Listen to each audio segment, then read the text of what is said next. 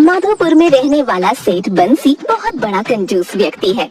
उसकी कंजूसी सिर्फ माधोपुर में ही नहीं, आसपास के गांव में भी प्रसिद्ध है। एक बार सेठ बंसी अपनी पत्नी रज्जो के साथ उसके मायके जा रहा था। सेठ जी, मैं तैयार हूँ, सवारी कितनी देर में आएगी? अरे भाग्यवान, कौन सी सवारी? आज हम दोनों मेरे मायके जा रहे हैं, वहाँ जाने के लिए हमें सवारी तो चाहिए होगी ना। भाग्यवान, तू कुछ भी नहीं समझती। हम जो पैसे गाड़ी वाले को देंगे, उस पैसे से मैं तेरे लिए नई साड़ी खरीद दूंगा, समझी? लेकिन सेठ जी, मेरा मायका तो कितनी दूर है, पूरा एक गांव बीच में पड़ता है, जिसे पार करके जाना होगा।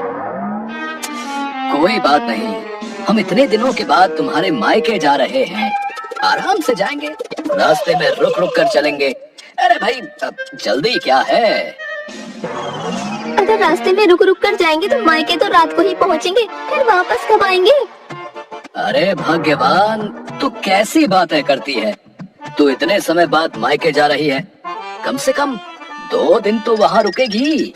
तेरे माँ और बाबू भी खुश हो जाएंगे। हाँ, आप बात तो ठीक कह रहे हैं, चलिए ठीक है, हम पैदल ही चलते हैं। सेठ बंसी सवारी गाड़ी के पैसे बचाने के चक्कर में अपनी पत्नी रज्जो को पैदल ही उसके मायके लेकर निकल पड़ता है। भोली भाली रज्जो इस बात को समझ नहीं पाती और खुशी खुशी सेठ बंसी के साथ पैदल ही चल देती है। रास्ते में खजूर का बगीचा पड़ता है। भाग्यवान, देखो खजूर के कितने बड़े बड़े पेड़ लगे हैं और इन पर खजूर भी लगे हुए हैं। हाँ सेठ जी, ये तो पके हुए खजूर है, देखकर ही लग रहा है कितने मीठे और स्वादिष्ट होंगे। तुम सही कह रही हो भाग्यवान, खजूर देखने में तो बड़े ही स्वादिष्ट लग रहे हैं। सेठ बंसी को खजूर बहुत पसंद है, लेकिन अपनी कंजूसी के कारण वो कभी भी बाजार से खरीद कर खजूर नहीं खाता। आज खजूर को देखकर उससे रहा नहीं जा रहा। भाग्यवान, मैं एक काम करता हूँ, पेड़ पर चढ़ जाता हूँ और थोड़े खजूर तोड़ कर लाता हूँ। नहीं नहीं सेठ जी, आप कैसी बातें कर रहे हैं? ये खजूर का पेड़ है, कोई आम का नहीं। आप इतने ऊंचे पेड़ पर चढ़ेंगे कैसे? अरे तू फिक्र मत कर, चढ़ तो मैं जाऊंगा ही। हाँ, लेकिन अगर कोई आ गया तो आपकी बेइज्जती नहीं होगी? इस उम्र में आप पेड़ पर चढ़कर खजूर की चोरी कर रहे हैं। एक काम कीजिए, आप बाजार से खरीद कर खा लीजिए खजूर। अरे भाग्यवान, जो स्वाद चुराए हुए खजूरों में होगा ना, वो बाजार से खरीदे हुए खजूरों में थोड़ी मिलेगा। रज्जू के लाख मना करने पर भी सेठ बंसी ने उसकी बात नहीं मानी और खजूर के लालच में पेड़ पर चढ़ गया। ऊपर पहुंचकर उसने सबसे पहले जल्दी जल्दी 2-4 खजूर तोड़कर खा लिए। भाग्यवान, ये खजूर तो वाकई बड़े मीठे हैं। मजा आ गया। आप अकेले ही खाएंगे क्या? मुझे भी तो दीजिए ना कुछ। हाँ हाँ भाग्यवान, तुम्हें भी देता हूँ, रुक जाओ, मैं खजूर तोड़कर नीचे गिराता हूँ, तुम थैली में रख भी लो। अच्छा ठीक है, आप खजूर तोड़कर नीचे गिरा दीजिए। देखिए, मैं 2-4 खजूर खाकर बाकी के थैले में भर लूंगी। सेठ बंसी खजूर तोड़कर अपनी पत्नी को देने के लिए जैसे ही नीचे देखता है, उसकी हालत डर के मारे खराब हो जाती है। अरे क्या हुआ सेठ जी, गिराइए ना खजूर। राम राम राम राम राम राम राम राम। सेठ जी, राम नाम की माला क्यों जप रहे हैं? खजूर फेंकिए। राम नाम की माला नहीं जप रहा, राम के पास जाने का समय आ गया है। आप ये कैसी बातें कर रहे हैं? मुझे यहाँ नीचे मेरी मृत्यु दिखाई दे रही है और कुछ भी नहीं। क्या बातें कर रहे हैं आप? अरे भाग्यवान, अब मेरे ऊपर जाने का समय आ गया है। तुम मेरे बचाए हुए और मेहनत से कमाए हुए धन का ध्यान रखना, उसे खर्च मत करना। अच्छा? सेठ बंसी बहुत डर गया, उसे खुली आंखों से यमराज दिखने लगे। आप कैसी बातें कर रहे हैं? डरिए मत, हिम्मत रखिए और धीरे धीरे पेड़ से उतरने की कोशिश कीजिए। नहीं नहीं, मैं यही ठीक हूँ, मैं यही ठीक हूँ। आखिर आप पेड़ के ऊपर कब तक बैठे रहेंगे? नीचे तो आपको उतरना ही होगा ना, थोड़ी हिम्मत कीजिए। लीजिए और भगवान का नाम लेते हुए नीचे उतर आइए। शायद तुम सही कह रही हो भाग्यवान। हे भगवान, अगर तूने मुझे सही सलामत इस पेड़ से नीचे उतार दिया ना, तो मैं पूरे 1000 ब्राह्मणों को भोजन कराऊंगा। हाँ हाँ, पक्का। सेठ जी नीचे मत देखिए, पेड़ के ऊपर देखते देखते धीरे धीरे नीचे सरकने की कोशिश करो। थोड़ी देर भगवान का नाम लेते लेते और रज्जों की बातों में सेठ बंसी ने थोड़ी हिम्मत जुटाई और वो पेड़ से थोड़ा नीचे उतरा। उसने अपनी आंखें खोलकर नीचे देखा। अरे भाग्यवान, देखो देखो, मैं थोड़ा नीचे आ गया पेड़ से। हाँ सेठ जी, आप ऐसे ही हिम्मत करिए, फिर भगवान का नाम लीजिए और धीरे धीरे नीचे सरकते जाइए। भाग्यवान, मैं फिर से कोशिश करता हूँ। सेठ बंसी फिर से भगवान का नाम लेता है और थोड़ा और नीचे जाता है। अरे भाग्यवान, ये इतना भी कठिन नहीं है जितना मैं सोच रहा था।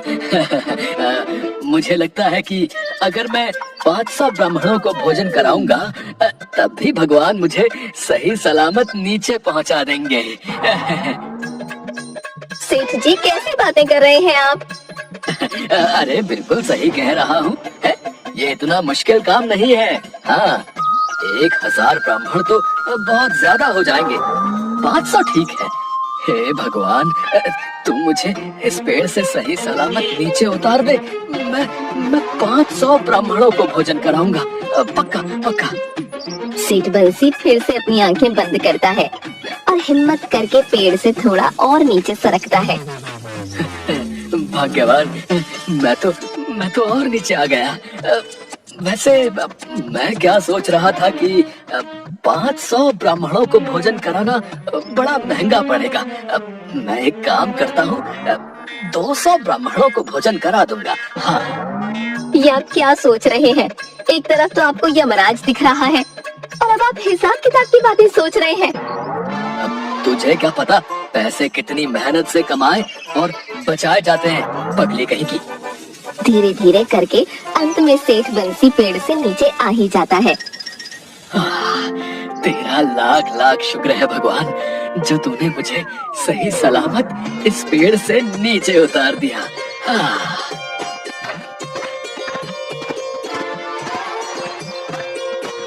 हाँ सेठ जी, ये सब भगवान की ही कृपा है।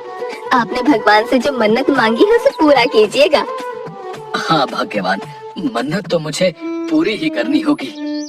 पेड़ से उतरने की शुरुआत में सेठ बंसी 1000 ब्राह्मणों को भोजन कराने की बात करता है और जमीन पर आते आते वो 1000 ब्राह्मण एक ब्राह्मण में बदल जाते हैं। अरे भाग्यवान, एक ब्राह्मण को भोजन करने में कितना ज्यादा खर्चा आएगा पता है? मुझे एक ऐसा ब्राह्मण ढूंढना होगा जो बहुत कम खाता हो। सेठ जी, ऐसा ब्राह्मण आपको मिलेगा कहाँ? मिलेगा, जरूर मिलेगा भाग्यवान, बस थोड़ा ढूंढना पड़ेगा भाग्यवान। लेकिन मेरा मायका, माँ बाबूजी इंतजार कर रहे होंगे।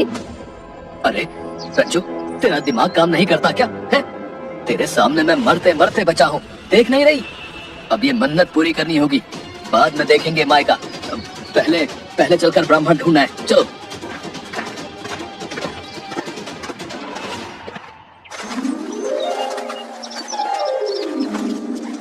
सेठ बंसी कम भोजन करने वाले ब्राह्मण का पता लगाना शुरू करता है। आखिरकार उसे पड़ोस के गांव में रहने वाले ब्राह्मण वीरपाल के बारे में पता चलता है। सेठ बंसी ब्राह्मण वीरपाल के घर जाता है।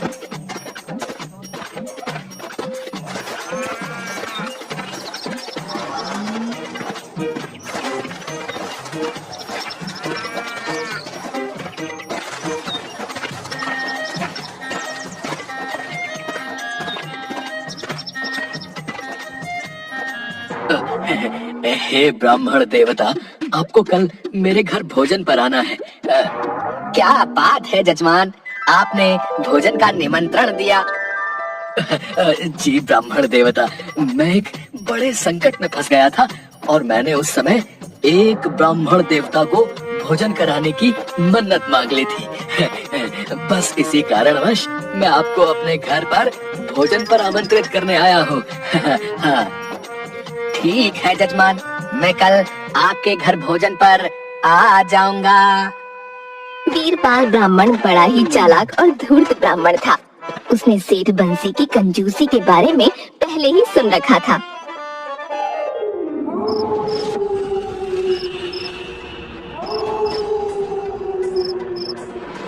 भाग्यवान, मैंने कल के भोजन के लिए ब्राह्मण देवता को निमंत्रण तो दे दिया है, लेकिन मैं ये भूल गया कि कल मुझे बहुत जरूरी काम से दूसरे गांव जाना है। सेठ जी, आप नहीं रहेंगे तो ब्राह्मण देवता की सेवा कैसे होगी? तुम मेरी अर्धांगिनी हो भाग्यवान, मतलब मेरा आधा अंग हो, इसलिए सेवा तुम करो या मैं करूं, बात बराबर ही है। ठीक है सेठ जी, अगर आपका जाना बहुत जरूरी है तो आप जाइए। वो ब्राह्मण देवता भोजन कम खाते हैं, तो तुम ज्यादा भोजन मत पकाना, हाँ? और भोजन में एक सब्जी, थोड़ी सी पूरी, दही, चूड़ा और गुड़ परोस देना। इससे ज्यादा कुछ पकाने की या परोसने की जरूरत नहीं है, समझी? ठीक है सेठ जी, जैसा आप कहेंगे मैं वैसा ही करूंगी।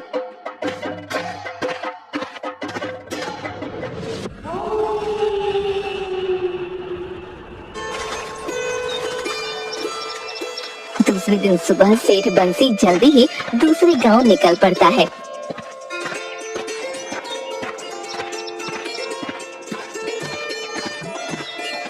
उसके जाने के थोड़ी देर बाद ही वीरपाल ब्राह्मण सेठ बंसी के घर आते हैं।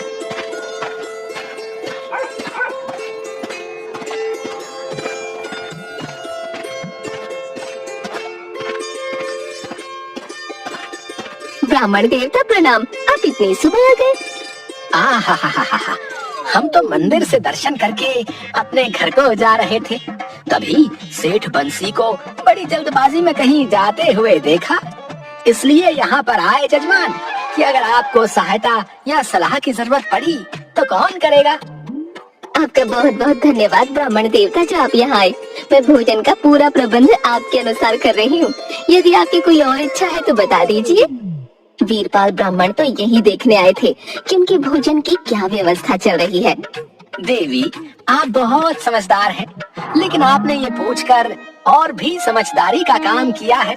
वैसे तो मन्नत एक ब्राह्मण को भोजन कराने की ही है, लेकिन आप 10 से 12 लोगों के अनुसार भोजन पकाइएगा, और भोजन में क्या क्या पकाना है ये तो आपको पता ही होगा। ब्राह्मण देवता पूरी सब्जी, दही, चूड़ा और गुड़ ये बन रहा है भोजन में। अच्छा, बहुत अच्छा देवी, आप तो बड़ी ही कुशल गृहिणी हैं। आपने तो सब कुछ पहले से ही तय कर रखा है, लेकिन अगर विघ्न हरने वाले विघ्नहर्ता श्री गणेश जी को खुश करने के लिए 4 तरह के मोदक और लड्डू रखे जाएं, तो बहुत ही उत्तम होगा। जब भगवान को खुश करना ही है तो फिर अपने कुल देवी और देवता को भी क्यों ना खुश किया जाए। ब्राह्मण देवता, आप बिल्कुल सही कह रहे हैं। जैसा आप कह रहे हैं वैसा ही होगा। वीरपाल ब्राह्मण अपने घर वापस चले जाते हैं।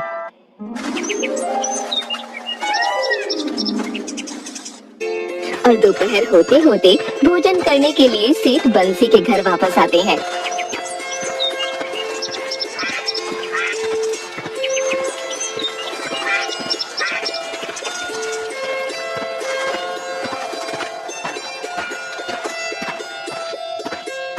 देवी, भोजन तो तैयार हो ही गया होगा।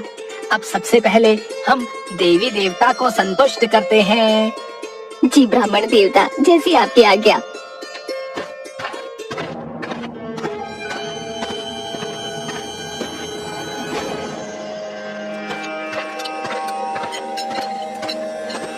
रज्जू पकाया हुआ भोजन लाकर रखती है और एक दिया जलाकर रख देती है।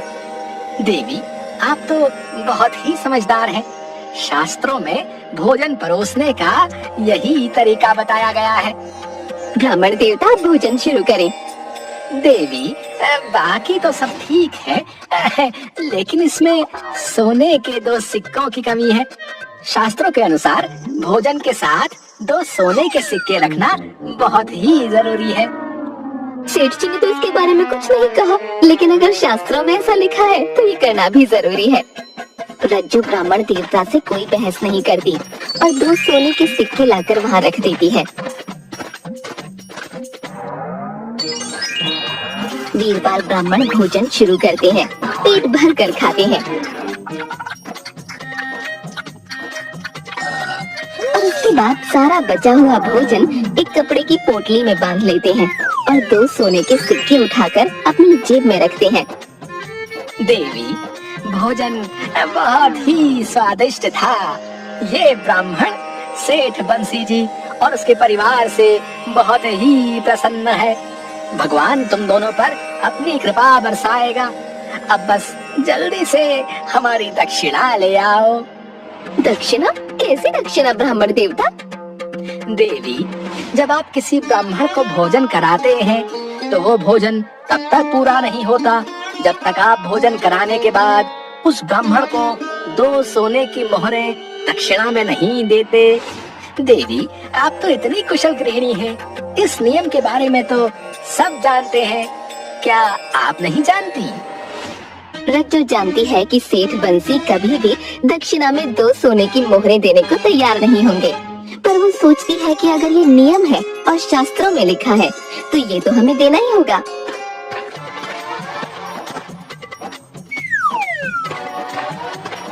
फिर वो 2 सोने की मोहरें लाकर वीरपाल ब्राह्मण को दे देती है और वीरपाल ब्राह्मण खुशी खुशी वहाँ से अपने घर चले जाते हैं।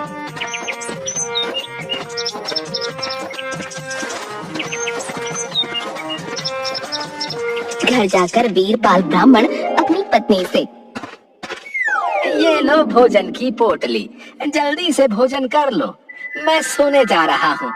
थोड़ी देर में सेठ बंसी बहुत गुस्से में आएगा। अब तुम मेरी बात ध्यान से सुनो। वीरपाल ब्राह्मण अपनी पत्नी से उसके कान में कुछ कहते हैं और घर के अंदर सोने चले जाते हैं। उन्होंने इतना ज्यादा भोजन किया होता है कि थोड़ी देर में ही वो खर्राटे लेने लगते हैं, गहरी नींद में सो जाते हैं। दूसरी तरफ सेठ बंसी घर वापस आता है।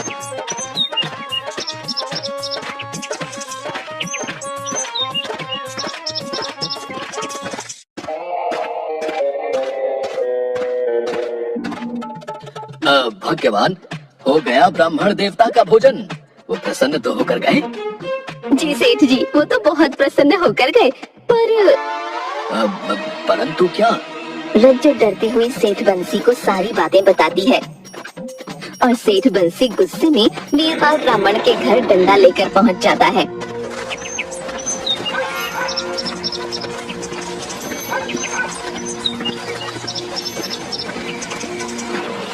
और जोर जोर से चिल्लाने लगता है, अरे ठग कहीं के, कहाँ है तू?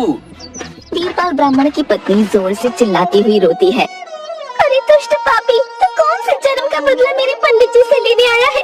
तुमने अपने घर भोजन के लिए बुलाकर उस भोजन में जहर मिलाकर दे दिया। तुम्हारे घर का भोजन करने के बाद मेरे पंडित का क्या हाल हो गया है? अगर मेरे पंडित जी को कुछ हो गया तो कोतवाली में तुम्हारी शिकायत करूंगी, तुम्हें जेल में बंद करवा दूंगी। हाँ। अरे आप पहले धीरे बोलिए, क्या हो गया ब्राह्मण देवता को? अगर मेरे पंडित जी को कुछ हो गया तो मेरा और मेरे बच्चों का क्या होगा? उन्हें कौन देखेगा पापी?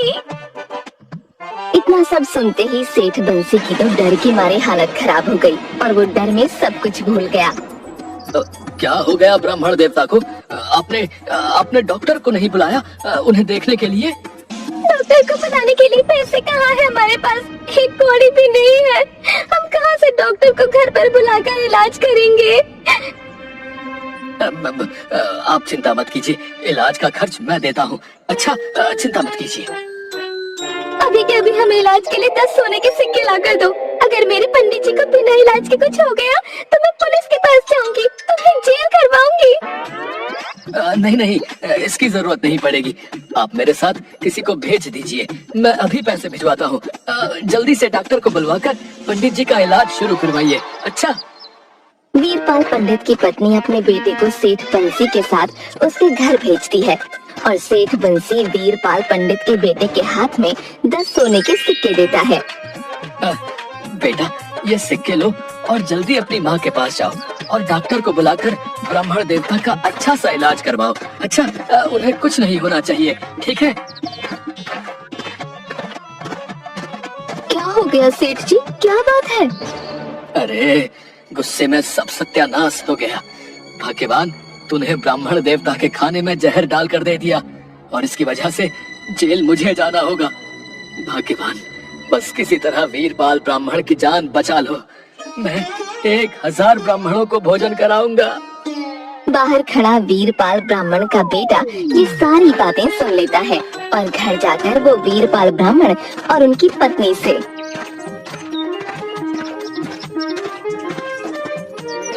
बधाई हो पिताजी, आपके प्राणों के बदले सेठ ने फिर से 1000 ब्राह्मणों को भोजन कराने की एक नई मन्नत मान ली है।